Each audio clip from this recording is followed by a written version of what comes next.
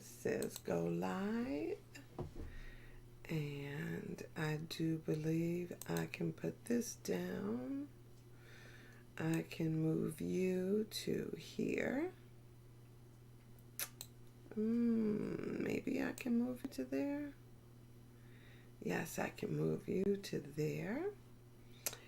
And this little guy here, I can move over here. And, nope, I'm not with you popping around like you want to pop around. So I'm going to decrease that to there. Careful, Sandra. Then you'll have to start all over again. And right there will be fine for you. I wish this my screens would just pop back like I had them the last time I was on. They do not, unfortunately. And so every morning I have to again sit here and maneuver a little bit so I could get everything where I could see it. So good morning. Good morning. Yay, yay, yay. It's Friday. I did not play Friday as my day today, but it is Friday. And it just seems like the cycle. And I was like, you know what? When I was in there getting dressed, I could hear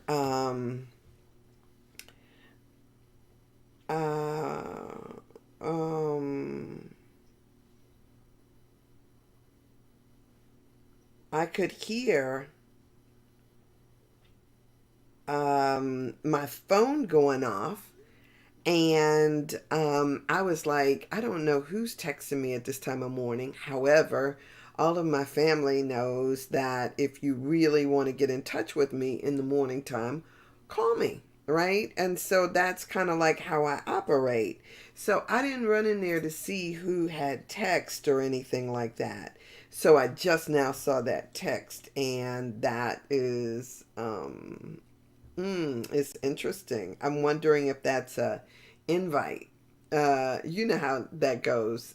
Somebody sends you a text to say, hey, there's a premiere of this showing or something like that, without saying, do you want to go? Not that question. So, I don't know. We'll see what happens with that. And, whatever. So anyway, um, so I'm excited for today. I'm excited for what's coming up. I gotta tell you, so y'all know today is day 3. So I said good morning. I said all of that. I'm excited, and okay, and I got my Kindle here. I think I got everything. I even got my glass of water. So I can sit back and relax. So this morning when I was okay, so today is day 3 of Lent, and many of you have heard me talk about I am taking doing the Lent. There's a class that is out of Upchurch in California. If anybody wants a link, all you got to do is inbox me. I think it's like $50 for the Lent thing. Anyway, if you were ever interested in attending, it's every day through Easter, and it's a half hour for them it's 7 a.m. For me here is 10 a.m. And it's a really good deep dive into we're doing a book, and the book is quite challenging in that it sets up for like this 50 day transformation. And, I said on the first day, like, oh, I feel my I like to be honest about stuff. I was like, I feel my resistance coming up. And part of what happens in that particular class is that they give us, there's this thing about surrendering to spirit. And the surrender part is, allowing whatever challenges, changes need to take place. So there is this part that talks about a weekly fast. And so I always get kind of a little anxious about when people ask me to do things like that, because I am not a dieter, right? I don't like cutting out things out of my diet. I like being intentional about my food, but I really don't like the ideas that, people come with. And I guess I want to, for a minute, talk about my perception of this. Whenever, especially when I was younger, they used to do these charts about, if you're this height, you should weigh this much. And so there was always this feeling of inadequacy that especially black women of color, walked around with, because just because we're 5'2" or you're whatever height you are, doesn't mean that you're going to fit into that 110 benchmark, 110-pound benchmark. Because people, whatever, sitting up there trying to be apologetic, saying, oh, I got big bones, or I got this. It's like, no, that ain't me, right? It's not me, period. End of story. And so there is this tug of war feeling that we had with the benchmarks that people had set up. And so you had this whole culture that was going around dieting. Now, whenever I did a diet, one of the things that would happen for me, and I've talked about this before, I set out to, because now I'm at 140, I need to be 100, and according to the chart, I needed to be 118 tops, right? So you go on a diet to lose 20 pounds, and then you gain back 30, right? Or you gain back whatever it is. Like, so you start out and you're easily maintaining your weight right where you are. If you were 135 or 140, you easily maintain your weight. But the first time you go on a diet, you lose weight and then you gain back more weight than you were trying to lose in the first place. Or, split the difference, you're going to gain back, what you lost plus. And so the first couple of times I did this, I was like, darn, it was easy for me to maintain this. But now that I done upset the equilibrium in my body, something else was going on. So, this is the way that people get set up, right? Because then there are people who are always on this diet, and I don't know. I just think that your body be like, bam, take that. You gonna withdraw from me. It just seems like it always backfired. So after a while, I was like, I started telling people, I'm not doing no more diets. Oh, but try this grapefruit diet. Oh, but try this diet. Oh, no, you gotta, if you just learn, right? I'm not. So, once you get up to where you thought you'd never be, like the 180 you thought you'd never be, it's like, wait a minute, hold up. You know what? I'll go exercise, I'll go walk, I'll go do whatever, but I'm not doing that anymore, right? So, even the fast that I've been on fast, and the upset that it caused to my system, while while there may have been something that it seemed like it benefited from me, on the other side of it, it was, it messed me up.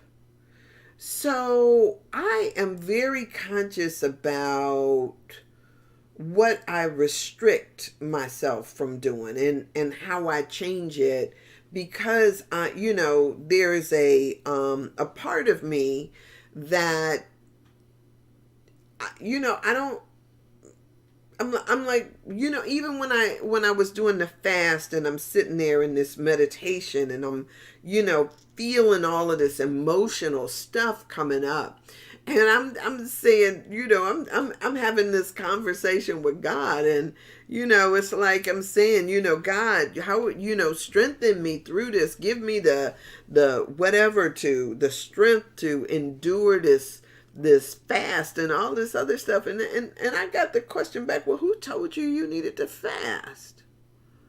And I'm like saying, but I thought this was what you wanted. And it was like, what did I didn't even hear that question come up. It was, I'm listening to everybody else tell me what I needed to do. I'm like, I don't do all of that stuff anymore. Right? So now, fast forward to present, right? Back to present. This Lenten thing has this built-in component, like talking about a feast and a fast. Now, the fast does not have to be, it doesn't have to be, well, even if it had to be, I'm telling you, I just don't do it, right? But you get to choose your fast and choose your feast. So if you're going to choose to give up meat, but y'all know I don't eat meat, right? Or if you want to choose to give up sugar, and what does that entail? So there's these things that you can fast from, and then that there's things that you can feast on. One of the things that I have always been an advocate of is learning to love yourself where you are. Don't wait till you get a certain weight or a certain age or a certain look or a certain partner or a certain job or a certain level of income or a certain level of education or a certain house or a certain nothing. Love yourself where you are. And then when you love yourself where you are, everything else becomes icing on the cake. I just am not that, right? I don't know what anybody else, and there's a thing, because, a lot of times, I don't know. Is it the magazines? Because I used to read magazines. I told y'all that. And I was reading one of them Cosmo magazines. I had a subscription to Cosmo when I was younger. And there was this article in there about women's breasts. And it said, I'm just telling y'all this stuff. I've said this before. But it said on there, if you could put a pencil, right? I'm going to show y'all a pen. If you could put a pencil up under your boob and it not move, you got too much saggage. You are sagging. So, of course, me being a young, I go and I put the pencil under there and the pencil doesn't move. And I'm thinking, what's that about? I picked up two pencils. I put two pencils under there. It didn't move. And then I looked at the box and I put the whole box under there. There's 12 that come in the box. And the box didn't move. Now, am I supposed to go around doing those? We must,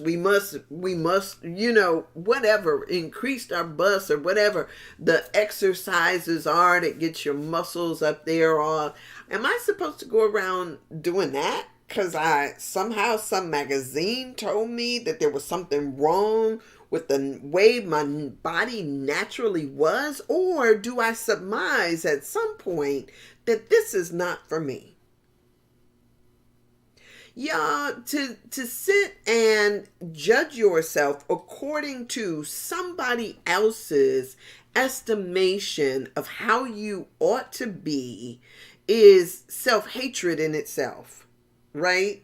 We have got to back up and learn how to accept ourselves right where we are. Now, I'm not trying to say that you can't get more better, because I would be lying, right? I would be lying, because I tell you, I do yoga every day. I do push-ups every day. I meditate every day. I drink a certain amount of water every day. I got certain things that I do every day because there is a more better me in here, right? Not saying that this, who I am, isn't wonderful and perfect, but I'm always moving towards. Y'all know I read, I study, I do all of these things because there is a more perfect me. There is something that I am always reaching for and aspiring to. But that don't mean that I don't love me right now. And I think that if we could just like look at ourselves and accept ourselves, love, my feet, whether they look like Fred Flintstone's feet or not, I'm so grateful that I got them. I'm so grateful that they work. I'm so grateful that they carry me in the places that I need to go. My ankles, they may be a little chunky, but they are my ankles, and I'm so appreciative that they do exactly what they're supposed to do. And the moment I start flexing them and moving them around, they just kick in. Good morning, Michael. Yes, I don't care what it is. I have learned to love me, the me that I am and where I'm at, and to keep pushing to the more better. So whatever it is, there is a more better. But that does not negate the right now. So if you feeling a little fleshy around your tummy, love that where it is. Know that it can get more better. That don't mean you don't try. And so, just keep it moving. And so if nobody else told you today, I love you back, right? I love you back. Thank you. So there is this, there is this place of acceptance that we all, from my estimation, that we all need to be at to get to a place where we accept who we are and love who we are as we are. Because if we're just going around based on what somebody else is telling us, and don't get me wrong, because yesterday when I was talking to Dr. Brown, I was telling him about, I read this book called The Hormone Reset Diet, right? Woo, y'all, I used to struggle with my menopausal stuff, right? And one of the things that would happen, I could, like anybody else, I didn't go through all the mood swings and all of that stuff, thank God. But what I did have issues with was I was always leaking. It would just be like just water, wetness everywhere. And some of y'all will know about this because y'all are my age. And when you got wetness, water pooling on your body, it sets you up for a number of things. Dr. Brown talked about yeast in your intestinal tract. But if you got sitting water under your boob or sitting water in different places in your body because sweat just runs and it just, the first place it stops. Just like water in your house. If it's running, it's going to go to the path of least resistance and it sits there. And so if you could just imagine, you'd say too much information. That's funny. Yes, it is too much information.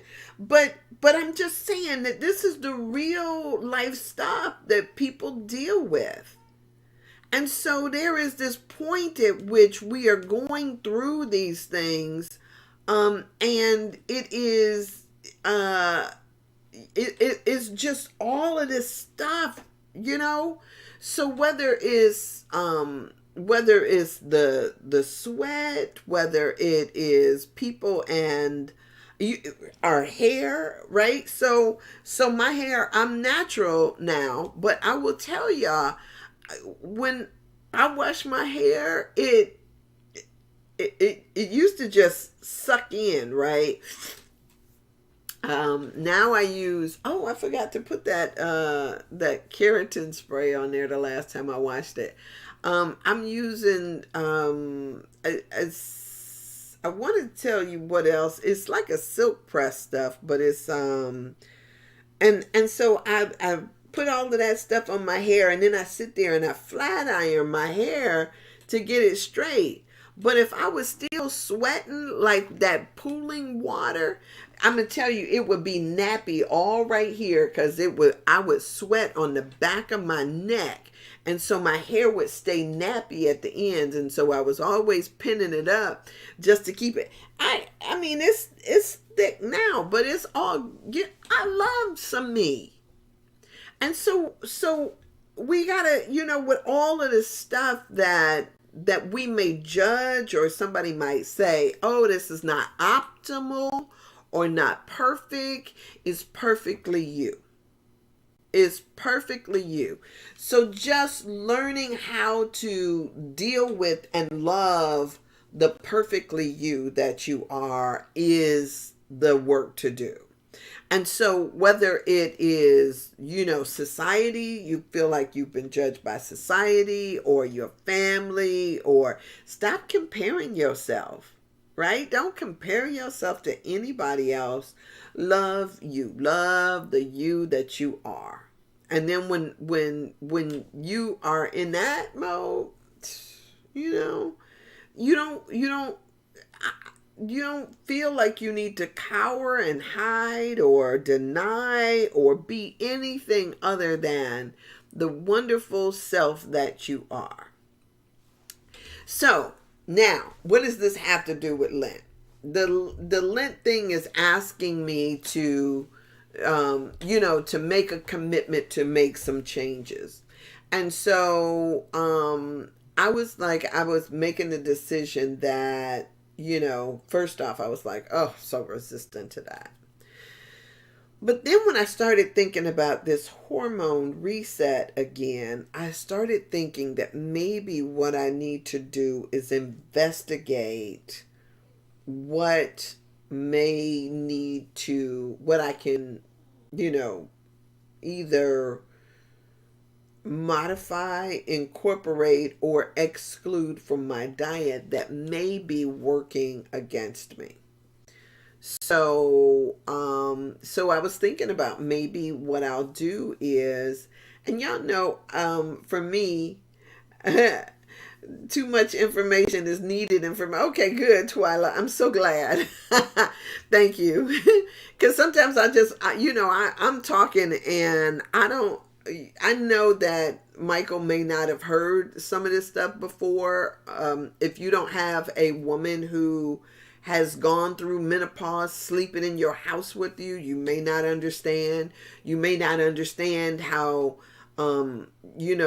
either how moisture pools or how your bed gets soaked from the constant power surges that we get during the course of the night. Just all kind of stuff that we go through. So it's interesting when it's not a conversation that's normally had. There are so many people who don't talk about this stuff because they are, because society makes it seem like it's unacceptable. And damn that, it's real. This is I'm always talking about nature, right? And I'm talking about observing nature. I am part of nature. And I'm talking about what's natural to this being that is me. And so whatever it is, it's learning how to be where you are and get to a place of acceptance and self-love based on that, and then figuring out where you want to move to, right? What can you do to make it more better? So I keep learning how, over and over again, how to manage in the midst of the changes that I'm going through, that I'm growing through. And so, if I am really being prayerful about this thing that, this class that I'm doing, okay, it's asking me to try something, to stretch. And so I thought, okay, maybe I'll do this hormonal thing where I start cutting out things out of my diet. Because y'all know that I am a big one in saying that you can run your own test. You don't have to go to the doctor to run tests. If you want to see if you have a gluten allergy, it doesn't take long. It's, you can do 3-4 days without eating any glutens to see if how your body feels. I don't have this thing that anything, y'all, I don't know about y'all, but I don't have anything that I love more than me. I'm just being real with you. And so when somebody tells me that, let me think of something that I just love. I don't even love it that much. I love cheese. I love cheese. I love a good brie. Ooh, brie is my thing. But if I found out that it was hurting or harming me, when I hear people say this about chocolate or ice cream or whatever, I'm sitting up there thinking like, wait a minute, are you telling me that you would rather be in pain so you can eat some ice cream than to be pain free without it? I don't get that. However, Dr. Brown, when we did the show yesterday, one of the things that he said is if you have yeast growing in your intestinal tract, it'll feel like that stuff, like it'll be saying, send me sugar, right? And so your body will have a craving for it that you have a hard time resisting, because now you got something else in there that's saying, send me sugar. So he was explaining, part of the stuff with sweets. But I do I have anything that I need to hang on to? That I have cut out coffee. I drink it again. I cut stuff out of my diet on a regular basis just because I've got a thing about addictions too. I don't want to be addicted to nothing. And so, I cut stuff out just to say, hey, I can cut this out. Just as a so So now, having said all of that, I'm just going to, and one of the things in this hormone thing, the hormone reset diet, one of the things that it said was take a brush and brush your body, right? Brush your body, because I don't know if it said your lymphatic system needs that, or if it's your whatever system it is that needs that movement to get it going. Brush your body.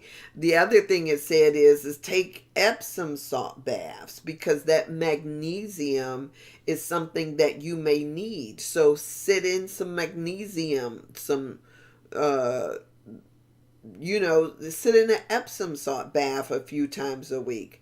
I can do stuff like that. I can look and see that, I know that even though I take vitamins and you know vitamin D and multivitamin and fish oil and vitamin E and biquinol. I take these little, things for different reasons. I take all of those things, but I know that there's probably some minerals or something that I'm missing. And so let me take a deep dive into that. So if it means eating more broccoli or doing something every week y'all, when instead of just going to get a pill, why not investigate what else you need to do in your diet to offset a change? Wouldn't you love it if instead of, going into the diet and into a doctor and they're prescribing you high blood pressure medicine that they tell you, oh, you got to take this for the rest of your life, if they could just tell you to eat more leafy greens, or if they could tell you that you need such and such to offset that, or I would love it if we could just cure our ailments through our diet or through certain exercise. If we could just do that, would you not? I don't know about other people, but I'm so yes to that. Don't just tell me, oh, go lose some weight. Come on, give me, that dieting stuff it's a trap. It's a trap. It's a trap. So I just am. Let it make sense. I wanna. So this next 40 days will be an opportunity for me to explore some new stuff and come along with me on this fantastic voyage. Do you want to go now? Oh, the land of funk. To the land of funk, to the land of funk. So, yeah, hey, Mike, good morning. And love you too. And I'm so glad that you love yourself, right? So, I just, and one of the things that, so here's we have been taught to see ourselves through other people's eyes. And when we see ourselves through other people's eyes instead of our own, a lot of times what we do is we accept their criticisms, their ideas of our own inadequacies. We judge a lot of the things that we see and think, and we have a tendency not to get to a place of self-acceptance to say that. Wonder if you realize I want to kind of how do I want to say or approach this?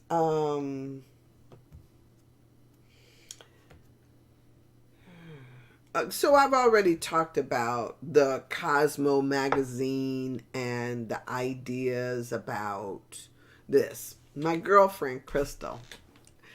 Oh, rest in peace, Crystal. I love you. I remember one time Crystal told me, we used to do this prayer group every Wednesday. We would meet And it was just every Wednesday we were together, and we did this for years. Her and a few other women that I love and adore too.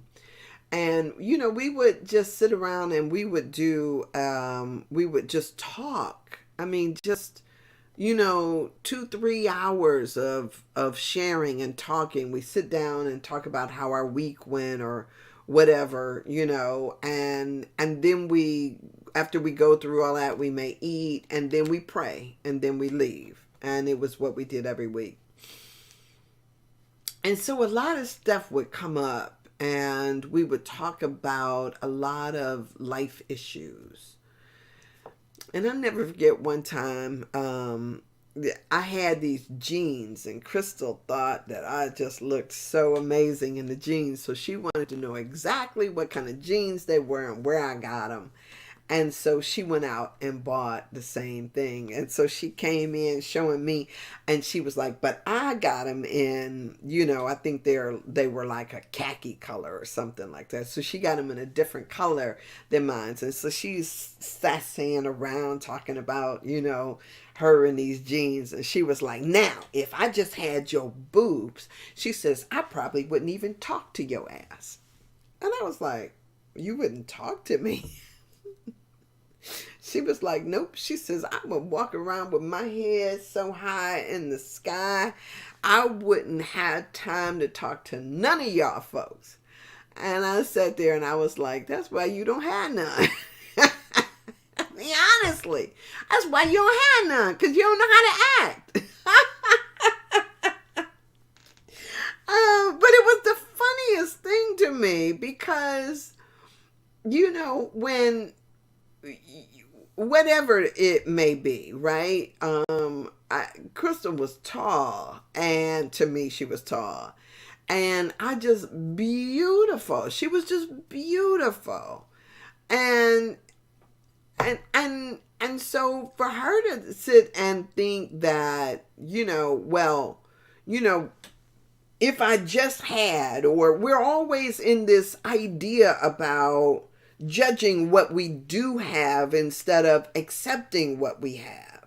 So rather than her saying, as I am, I'm enough, or I'm beautiful, she was like, if I had some boobs, if I had your boobs, I would then be over the top and I wouldn't speak to y'all no more. Well, see, it's just that kind of stuff. I got a girlfriend who, another girlfriend, when they go on these diets and they lose weight and, lose, 50, 70 pounds, and then they start acting different. And it's like, what is that about? What is that about? What is that about?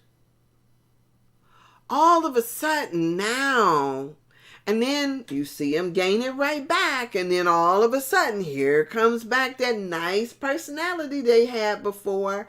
Oh, as a matter of fact, I think it was look, I'm looking. I don't know if Linda is on here, but I saw on her page this morning. I don't even usually look at Facebook after I get off of here very much. Except for to do my happy birthdays. But I saw she had posted this thing from Monique talking about now she was one of those skinny witches that she had talked about. And so people, they go from where they were in size to a different size, and then all of a sudden they get a different personality. Y'all, what is that about? So when I say love yourself wherever you are, it is love yourself wherever you are. Don't sit there and wait, and don't think that somehow, having something different is going to make you somehow more special than you already are. You're already special. You're already wonderful. You're already perfect. You're already loved. Stop making it seem like is going to make you somehow different. Now, I will say too, because I have had my moments. I have had my moments in my life, thankfully, that I used to be like, darn, I couldn't. Hey, Everett, good morning. Good to see you. When I have had those moments when I went out of the house. I told y'all this long time ago too. I used to go out of the house and I would be like, good Lord, everywhere I went, people was hollering at me, guys hollering at me, hollering at me, hollering at me. And I was like, damn, can't I even go to the gas station and, without somebody, trying to push up? Can I do anything without somebody? And there was a moment where I was feeling mad about it. I didn't care what I put on, even the worse I looked, the more play I got, I was mad about it. And then all of a sudden I was, praying about it like I do. I prayed about it and I was like, Lord, I just, whatever, this is like, and so I was mad. And then it stopped. And I'm like, it stopped. And I'm like, hey, don't y'all see me? I'm standing right here. How is it that everybody is walking past and acting like they don't see me anymore? And then I was like, oh, I dropped to my knees like, Lord, I'm sorry. I didn't mean to complain. I didn't mean to complain about it. Let somebody see me, right? I felt like the guy on It's a Wonderful Life. Yes, it's a wonderful life. Lord, let somebody see me. And so it's funny because when you don't miss, they say you don't miss your water till your well runs dry. So at first I was like thinking to myself, and being mean about it. How you doing? Oh, get out of my face, dude. Like and so I learned, as we all should, how to accept. Well, okay, so too, this was about the time when I went through asking myself the question, because it wasn't that I was so all that, right? I was like trying to figure out what it was about the attention that I was getting that was so it wasn't as simple as I'm making it, not as cut and dry. What was it about the attention that I was getting that was irritating me? And so what I talked about that too, like how I had to back up and look at myself and how I was vibrating, because the attention I was getting wasn't just, the attention. It was, how do I want to say it? This guy told me, okay, y'all. So I'm being transparent, right? This guy, he said to me, that I don't even know that I could say that on here. He said that somebody described me as the girl who always looked like she wanted some. Right? Like, the woman the one, she always looked like she wants some. And he was like, oh, Sandra. And I was thinking like, what? I said, who said that? And he says, and it was a woman. Oh, and I look like that all the time. And I was like thinking, that's something I need to heal in myself. I need to heal that. So I needed to heal that whole energy about it. And so that was kind of the work that I had to do too, was to try to figure out, y'all, I know I tell too much. Y'all already said I tell too much, but I'm just telling y'all about the, this is my part of my prayer work, is to understand all of this stuff.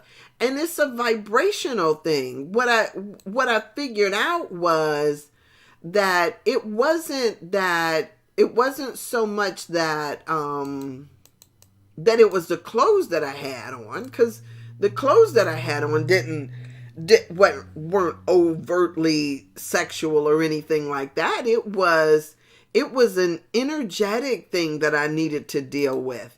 And so I did. It was, and when I did do that, then the texture of it changed and people began to respond to me differently.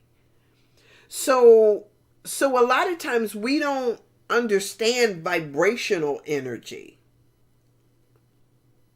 I didn't understand it at the time. But I get all of this through doing my prayer work. And this is not to say anything is wrong with that. If that is, because there is a lot of women who feel unseen.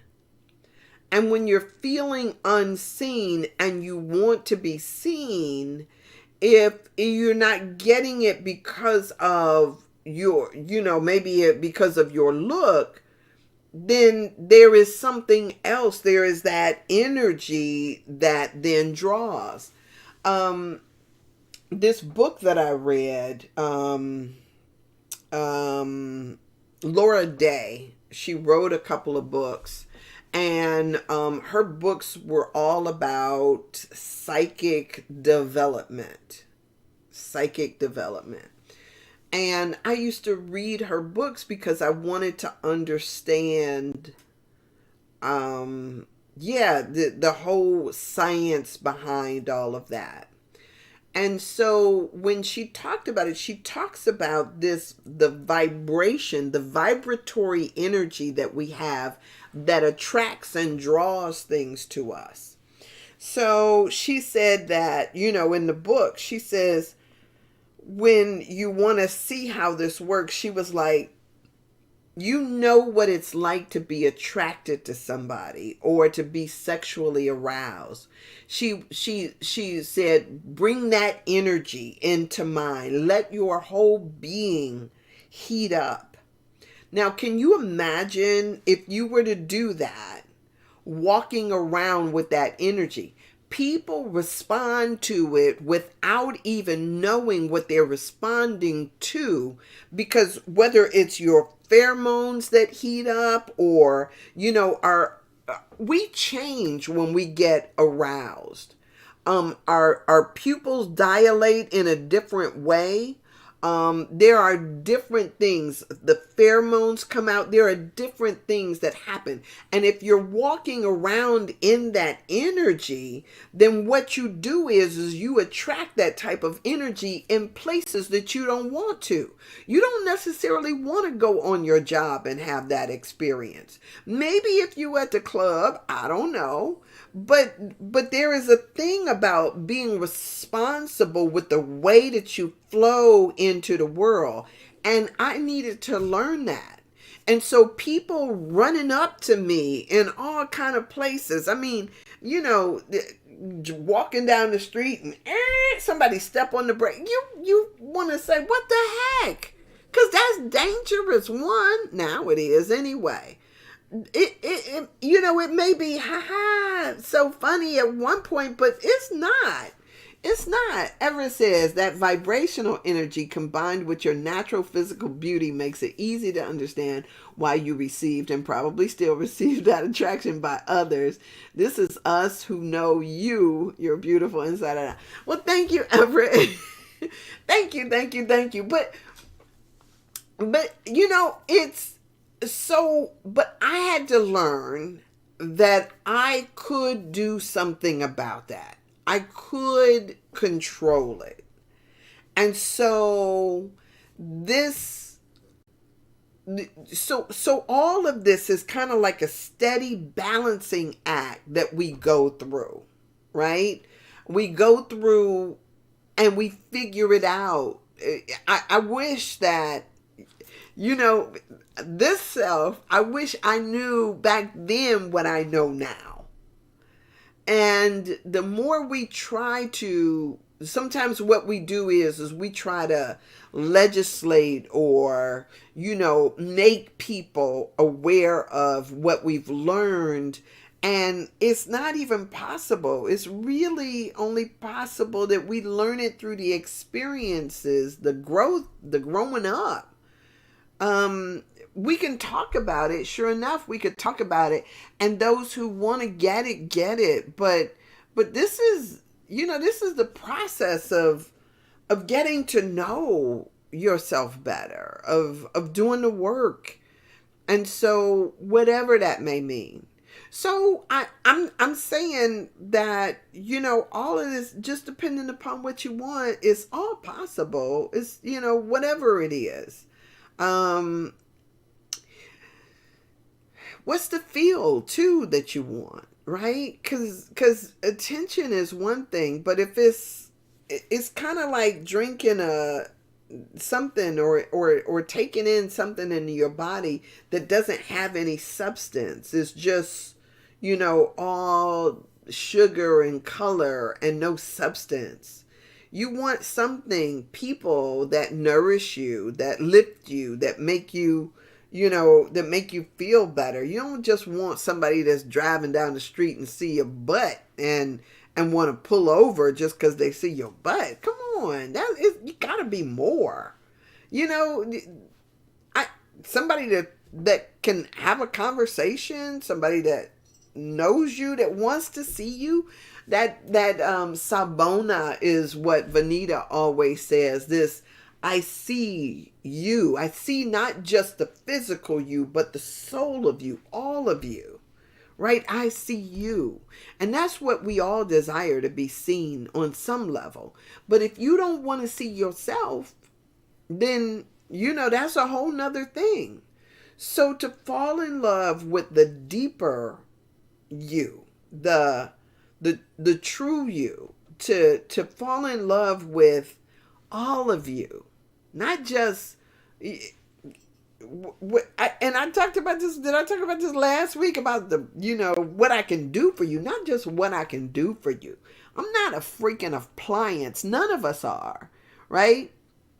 We are so much more. We are complex, wonderful, triune beings that consist of body, mind, and soul. And all of that needs to be fed. All of that needs to be recognized. And how do we do that? By first, we got to do it ourselves. Right? How can I talk about, I tell y'all too, when my life sort of changed around with this guy. I think he's no longer on this plane. I don't even know his name anyway. But I was talking about what I wanted in a guy. I want somebody that's intelligent. I want somebody that graduated from college. This was when I was in my 20s. I was, and he was like, well, when the last time you read a book? He was looking at me like, when the last time you read a book? What makes you think you intelligent? You want somebody else to be intelligent. Have you graduated from college? Have you done that? And I was like thinking, okay, so let me back up. Let me get my stuff straight. So, you attract to you what you are, not just what you say you want. And don't get me wrong, because I don't have some kind of like uppity thing about where people need to be as far as education and stuff. That's superficial. I think that there are so many people who and just like me, college was how many years ago, but I still, on a daily basis, I'm reading. I'm still studying. I'm still a student. I'm still curious. I'm still growing. I'm still unfolding. Still. And I hope that that'll be the rest of my life thing. That's what I like in people, is this wonderful curiosity about everything. Not reading because you were assigned it, but because you want it, Not thinking or meditating or exercising because somebody is giving you a grade on it, but because you want it.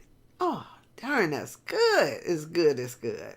So this thing about loving who you are, where you are, is the thing.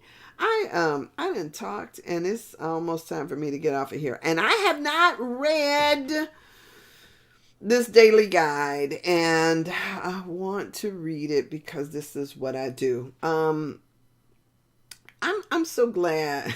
I'm so glad that yeah, that I'm able to have this conversation with you. And I hope, I don't know who all of this was for. I'm glad Twyla said that it was something that she, that she needed to hear. But sometimes sometimes we have to just stop with all the stuffs, because if we're so busy hiding behind what's appropriate, we never get to talk about the things that are do I want to use the word necessary or important. I so in talking about even the health challenges that we go through as we are, whether we're considering aging or whatever, just to have the conversation about what's helpful. Um, when Dr. Brown, I don't know what show it was that we did, he talked about this thing. He said that erectile dysfunction in a man is the canary in the mine. You know how they used to send a canary into a coal mine to make sure that the air was safe for people, or that it was safe to go in. And if the canary didn't come back out, or if the canary died, they knew it was unsafe. And so he talked about that in reference to erectile dysfunction. Like, that's the first thing that happens in a man when he's having problems with his system. And I asked him the question, I said, well, what's the canary for a woman? And he says, I don't know. I don't know if there is one. And so one of the things that I have been paying attention to since then is really just trying to pay attention to my body. I mean, and letting it guide me. Listening to other people who are talking about these things, and what happens for them. A lot of times we talk about it in disturbances in our sleep. People talk about breath and breathing, or we talk about fatigue. We talk about so many different things, and we talk around those things and deal with symptoms rather than trying to figure out what's at the root cause. And for me, I don't want to just address the symptoms, or even wait for the symptoms to make themselves known, because by the time sometimes we get the symptom, it's already like something is manifesting. I want to try to get some balance in there. So this lady is, she says, get pH paper and test your urine, and it should stay between a certain range in pH levels. Okay, so am I gonna test my pee? Maybe, probably. I can, because I want to see. I want, if is my body acidic? I want to see. I want to know if that's. I mean, I don't have a blood sugar tester, but I'm not diabetic, but, just to kind of, I, I'm curious. And so, this will be interesting. Lent. This will be interesting. It'll be interesting. So, all right. So I'm gonna read this. Right. It's Friday. And so, renewed relevancy is the title of this. And Martin Luther King, the first quote he takes from Martin Luther King, it says, "If the church does not recapture its prophetic zeal, it will become an irrelevant social club without moral or spiritual authority." I love that quote too when I first read it. And then from Ernest Holmes' Science of Mind, 365, he uses this quote: the divine is the substance of all things and the law of all things, and there is everlasting motion and freedom. The Spirit is the stream of life throughout creation, forever purifying and renewing everything. So here's what Reverend Raymond wrote. He says, at its core, relevance means being of benefit or being useful. Taking that into account, is New Thought relevant right now with all the conditions and turbulences of the 21st century? If we say yes, what makes it relevant? What is the rubric by which we qualify relevance? If we say no, are we ready and willing to do what's needed to truly have a new thought within New Thought? I was actually having a conversation with a minister yesterday, and we were talking about the relevance of religion. Anyway, let me go on with what Reverend Raymond is talking about. He says, to truly be relevant and usher in a new era, New Thought, we must be willing to be curious in a bold new manner, to be as useful as we can be in the world instead of remaining the insular so-called best kept secret. What makes any religion, theology, philosophy, or movement relevant? The ability for it to be practiced and applied in our lives, whereby the quality of our lives and that of others are improved. What are we invited to discuss, change, practice, and apply today to ensure New Thought does not devolve simply into an irrelevant social club? Are we ready to ask the challenging questions required to renew, recapture, reinvigorate the movement with our vibrant curiosity for what we as a movement can be in the world? So the affirmation that goes with this is that the stream of life flows in and as me, purifying and renewing my curiosity, my inspiration, my creativity. In doing so, I demonstrate the relevancy of my spiritual practice. I tell you, I am just so curious about this time around his daily guides. Before it was so poignant and personal, and this time it just seems like it's a PR campaign. So I'm just wondering about this. It just while it's good, I'm not taking anything away from it. It just is so very different in texture and feel from the last time he did these. So just curious. Curious. All right. So yeah, it just, just whatever. So, y'all, I thank you for being here. It is Friday, and I hope that you have an amazing weekend. That, yeah, whatever that may mean for you. If it is, whatever you got planned. I hope you have an amazing one. Get out there and do something. It's whatever. This is good. Thank you.